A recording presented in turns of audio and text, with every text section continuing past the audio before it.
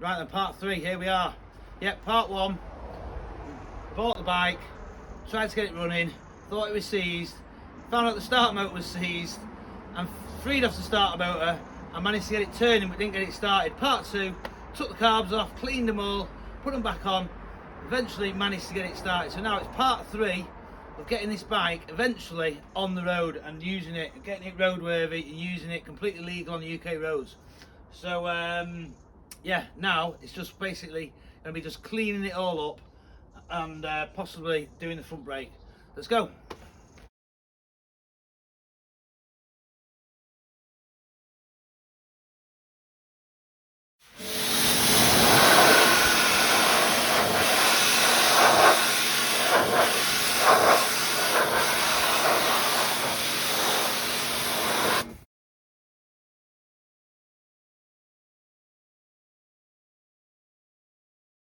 So yeah, look at that, it's looking pretty good, especially while it's wet, and the wet is giving it a nice shine. Might not look as good when it dries out, but yeah, looking well clean really. I said it was in good condition.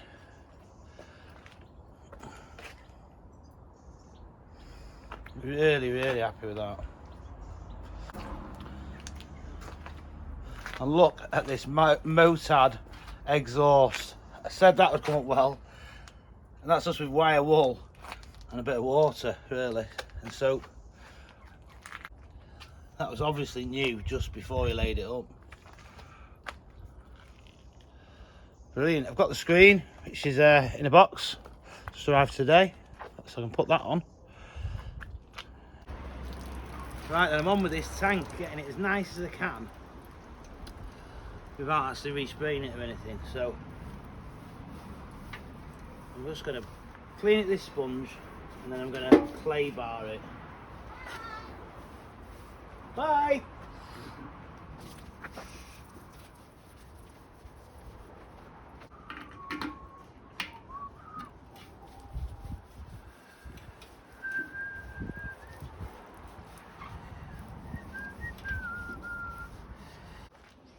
Right, this is gunk, which is a million times better than the new gunk. It's the old one. The new water-based one, which is pink when you get it, turns clear, is absolute rubbish. So that's the clay bar. A bit like plasticine in a way. Feels like it anyway. I've only used it a few times, not used it that many times, but it gives good results. That's it. And this is a bit of TFR in here. It's watered down. It's not too strong. Just want a bit of that, and then literally that's all you do. It completely decontaminates the whole tank, or anything that's on it from years and years of it being sat all waxy and everything. Really good stuff.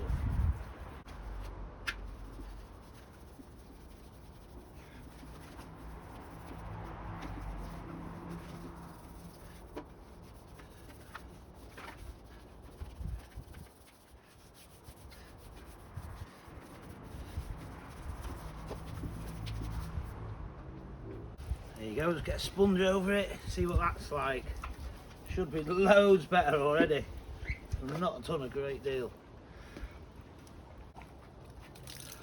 Right then, G10 Fairclough finishing compound. I'm going to stick a bit of this on it. No wax in this whatsoever, so the tank is virtually de-waxed. And then I'm going to wax it in a minute. Might not bother painting on the sides like I just said. Let's wax it, see what it comes up like. Just leave it completely original.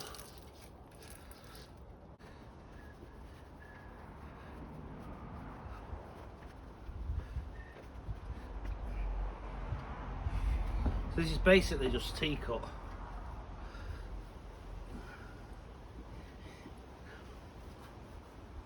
You don't really need it if you clayed it, but I prefer to just use a bit, you know. If you clayed it, you can just go straight on with wax. And you normally get a real good shine then. But that's looking pretty good.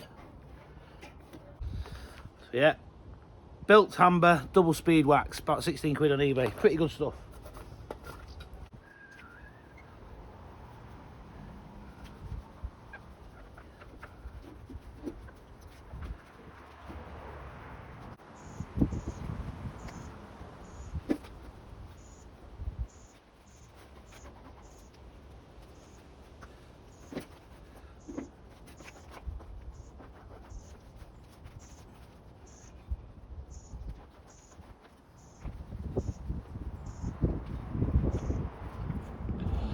Bloody hell, how nice does that come up?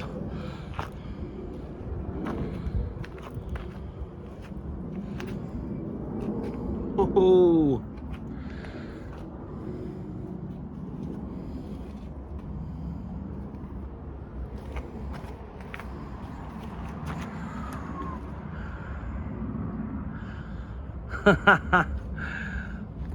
Bloody lovely. Yeah, still a bit unsure to paint this line round here or not.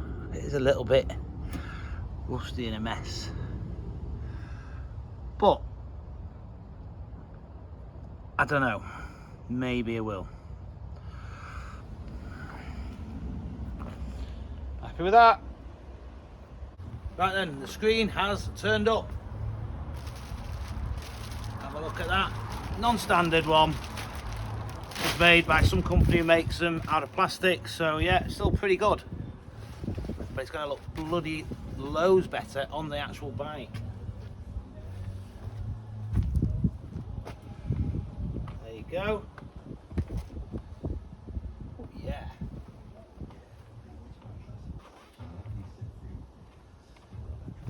Let's just hope it bolts on properly. Should be alright. Should be okay. Let's have a look at that. Yeah, they're gonna look loads better with that on.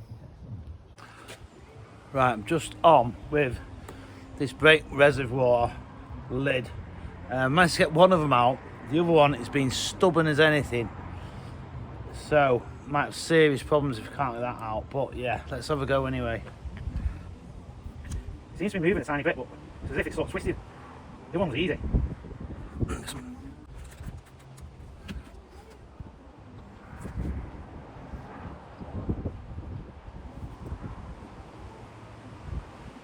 It's literally moving, but it's just not coming undone. I just don't want to snap it. Good quality on the metal. Oh, I thought it snapped, wasn't it? It's just a screwdriver. It's not around it. Bugger. Come on.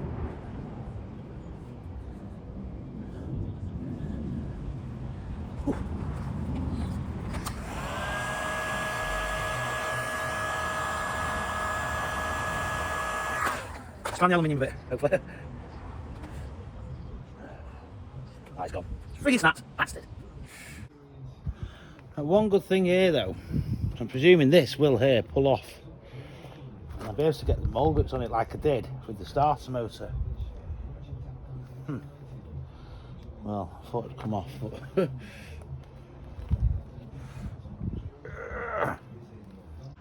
just look at the state of that. Blimey. Flipping it. That is a mess. Nearly 30 years of gums, that. Hey. Yeah, so first things first, let's just see if we can get the bolt out. So it's the aluminium you want to retain. It's the heating of this aluminium.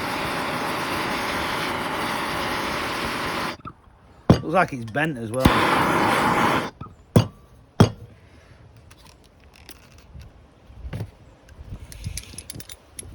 It should come out really, hopefully.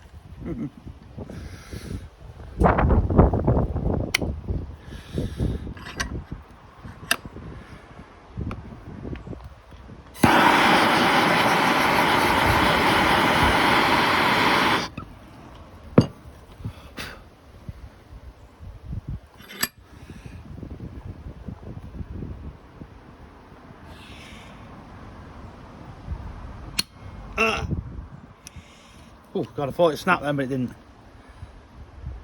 It's just the mold grips coming off. These are old mold grips. I've got a brand new pair of vice grips somewhere. I flipping can't find them. So on the old vice grips. But yeah, there's another little tip. Vice grips are the best.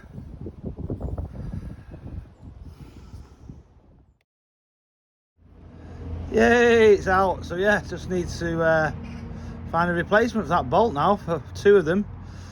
And get it all cleaned up. Yeah, that's good. Really, really good.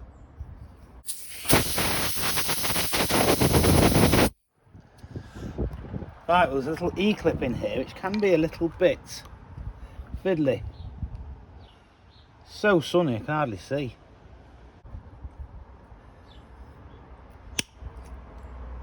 I think I've got it.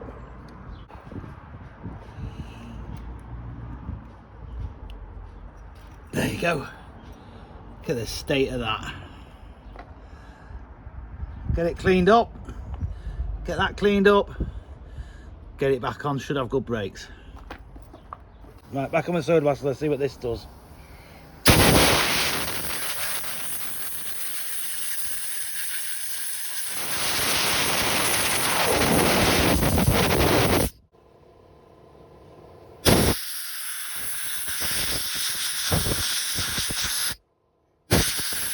Right, well, we're getting somewhere. Look at that. All ready for paint. Maybe clean that a little bit more where that washer sits. But yeah, that's really good. All the way down there, you can see. So you can get it in the sun. All nice and clean. We're blasted the bicarbonate of soda down there. So yeah, that now is as good as new. Put the rubber out there, that'll reseat in there nicely. Reuse it. Yeah. Now I've just cleaned all that plunger, so I think that is definitely reusable. There we go. Everything's been cleaned. Ready to go back together. Hopefully it should work. I'm not going to paint the lever, I'm going to leave that standard. Clean the rubber here. I'm going to reuse the E-clip. Reuse this rubber here, which looks pretty good still. So good how good quality these are. Really good, petrol resistant, brake fluid resistant, 40 years old. You know what I mean? It's still perfect. So yeah, let's get it back together. Hopefully we're going to have a working brake.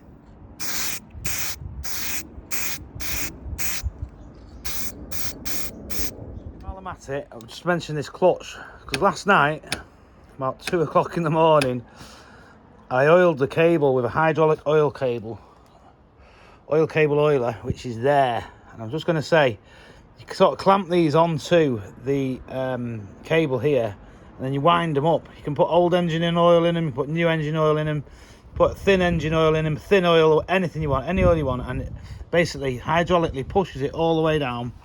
And the oil came all the way down, and as you can see there, it's slightly wet, it came out there. So now I've got a lovely clutch with a well-oiled cable all the way through. Well, there's the screen fitted. Your stainless little bolts, little rubber on this side, little washer on this side, and a nylock here so they won't rattle loose. And I've also, while I was at it, took the clocks out and I've put as much sort of light, thin oil down both the cables, which should do them a bit of good. So yeah, just need to get the clocks back on now.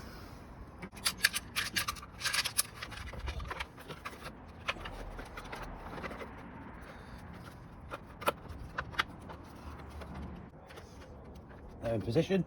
Brilliant. Oof. Right, then I have got a very, very sore neck and I'm struggling to actually move my neck. I did have a motorcycle accident 3 weeks ago. Some guy pulled right across my path. He was turning right and I had to steer right as fast as I possibly could. Literally put the bike on its side. This one on phase 1000. But virtually stayed on the bike until I came to about 10 miles an hour. Then I fell off, did a bit of a cartwheel, landed on my feet. I was very, very, very lucky. But it was 3 weeks ago today, that was. So if you notice I've got like cuts on my arms in the other videos, that is why. But I've not been so bad for, say, 2 weeks. It's really got worse today. My neck is so sore today. And I'm just presuming or hoping it's part of the healing process. But anyway, these brakes, I've treated them to this. Yeah. So have a look at this. Yeah, you've got brand new pistons. Yeah, in there you've got all the seals, bleed screws, everything. So I should be able to make these brakes like brand new. So what I'm going to do is this splitter is here. I'm going to take this off the bike. I'm going to clean that first because I've got a feeling there might be a bit of blockages in there. Yeah, because brake fluid is hygroscopic. I've just looked that one up on Google. It attracts water, so it's been attracting water into the brake system for probably over 3 decades, because who knows when it was last changed before it was even laid up. So there's loads of stuff, dirt, muck in there, which needs to all be cleaned out, blasted out, and then it might hopefully bleed up. So let's get on with these brakes. All the front brake parts painted. Yeah, look at that, looking quite nice. Just done with a spray can, no primer. Happy with that. Yeah. Oh yeah. Right, I've just managed to remove the splitter, so I'm just going to clean it out. So just put my hand on, finger on that hole. Keep it away from the bike.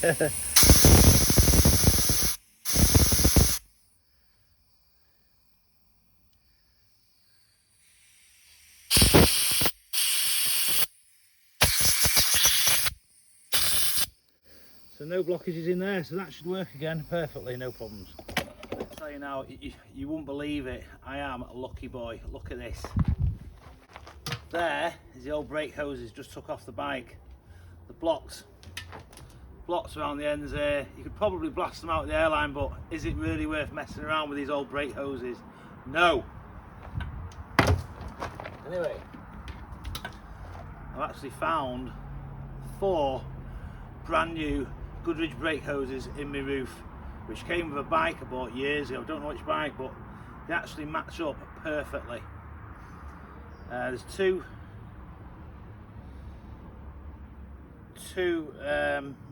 well, that's probably for the rear for the bike. We don't need that. Them 2 are pretty much the same, not far off. That's a little bit longer. So that's perfect. So them 2 are perfect.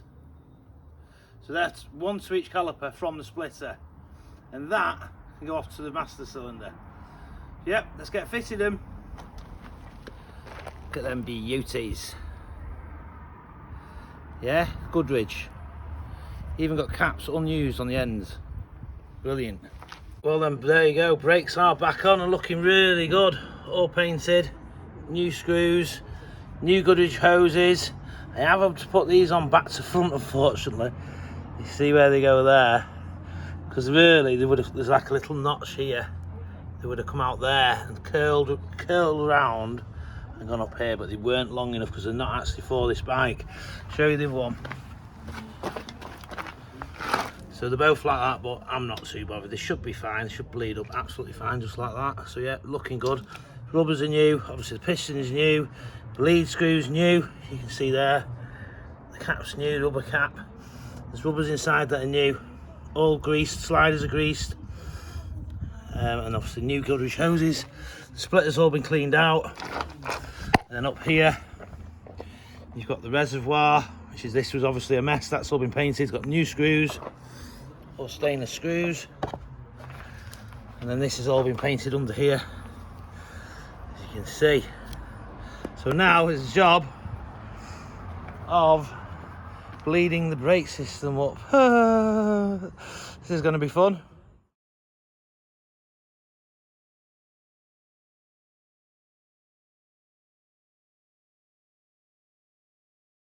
Right, and as you can see from the time lapse, yeah, a lot of messing around trying to get the brakes working. And I was literally squeezing on this lever for ages and there was nothing happening. I was trying the syringe, I was trying the vacuum gauge, I was trying everything, and I wasn't getting any brakes at all. And in the end, anyway, I stripped the master cylinder again, and there's a tiny little hole in the master cylinder, which is literally about the size of a pilot jet, and it was actually blocked. So that this whole sort of drip feeds the master cylinder from the brake reservoir, and then obviously the master cylinder then pushes that fluid into the brake system down to the calipers. So in the end, once I actually realised that hole was blocked, I bled them up really easily, and I knocked off the bottom banjo down here, and I let it, keep squeezing it, make sure we didn't run out of fluid in the reservoir, and I kept squeezing it until it was dripping out the bottom. And then I tried it again with this one, which was actually really easy. I just undid the banjo so there was a bit of fluid coming out, and then I did them back up, and then I bled them right through. Yeah, and they bled up quite easily. And then what I did overnight, I left the lever with a pull tie around it, so that was in all night. Yeah, and that brake is really good.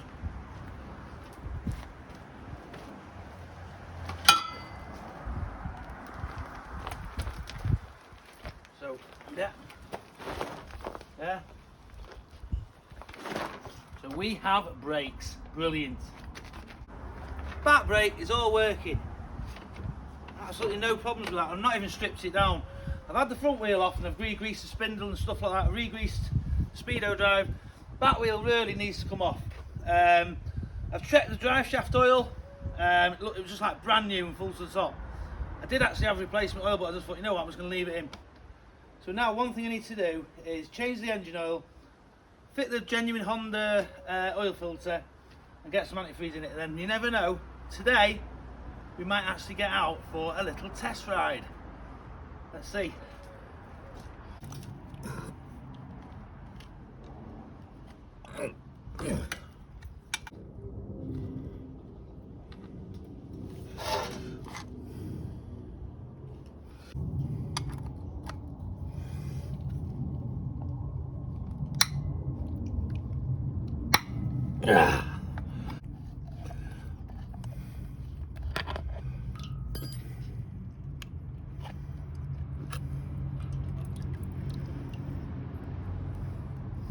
Doesn't actually look all that bad. There's a brand new oil filter in there, brand new seal on this side, little tiny seal there, you can just about see it in there, and this big seal here is brand new as well. Genuine Honda filter. Let's go.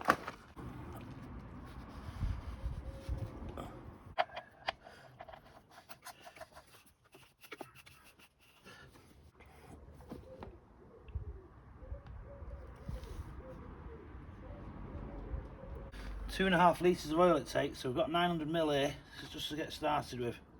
1040s, brand spanking new oil. Whoa!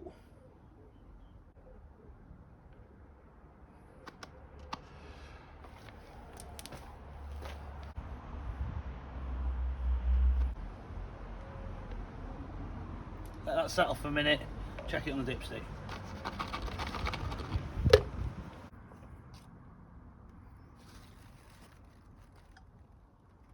So that's perfect. Absolutely perfect. That'll do. Right, I've noticed a little grease nipple here, so let's just see if it takes some grease. That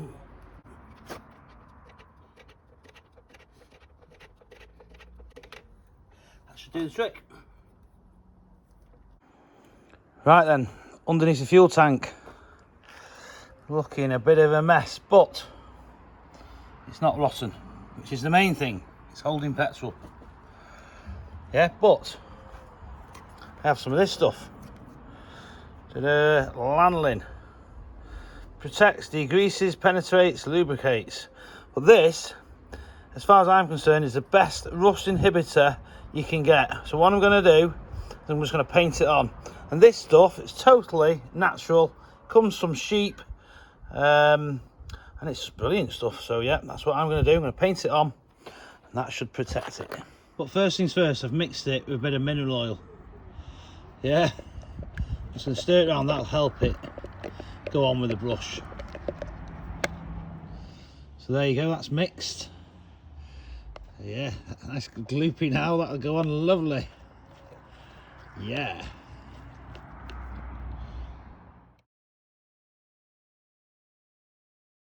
So there you go, plenty of protection there for many years to come. Right then, I've just opened the radiator cap to change the antifreeze, but I'm looking in there. It looks really clean. I'm like thinking, is it actually worth changing? I just leave it in.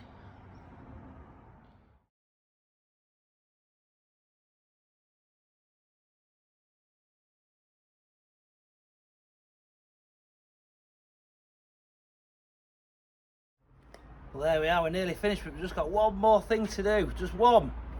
We've got a pair of perfect copy Honda mirrors. Yeah, it's not Honda, but a perfect copy. So yeah, these should make it look loads better. Let's get them fitted. Right then, it's looking pretty good. It's ready to go on the open roads. But, is it going to start? Last time I started it, no word of a lie, is part 2, where you've seen it running in the video previous to this one. And I've not started it since, so yeah, let's have a go. I'm confident. Probably won't need any choke, because I didn't need any first time round. So try it with no choke. Give it a bit of fuel actually. Give it a bit of fuel.